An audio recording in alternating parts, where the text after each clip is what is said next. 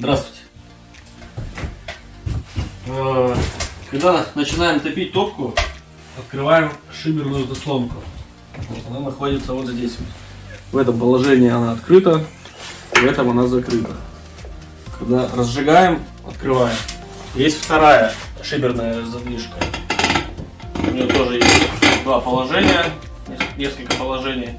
В таком положении она открыта, в таком положении она закрыта.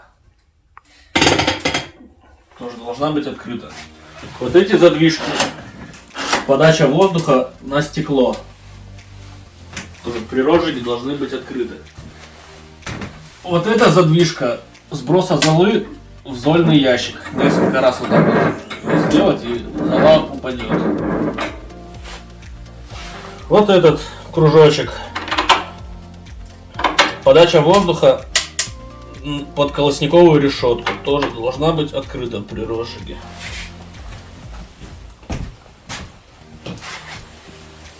Вот эта задвижка. Ставь на паузу. Это задвижка подачи кислорода на дожиг дымовых газов. Закрыто, открыто. Такой маленький ход.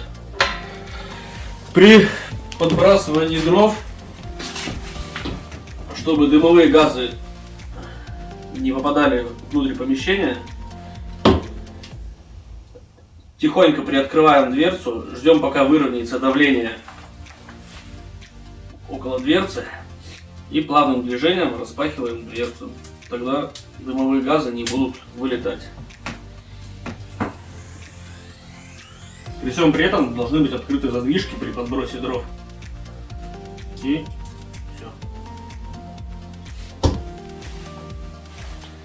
все. Топить желательно сухими дровами лиственных пород древесины. Первые несколько топок будет пахнуть химическими всякими штуками. Будут обгорать технические смазки, краски. Так что хорошо проветривать помещение, когда топите. Вот.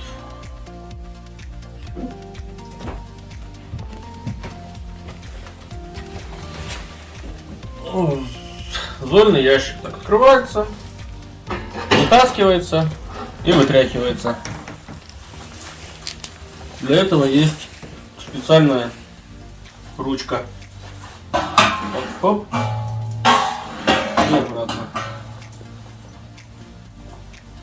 И закрыли.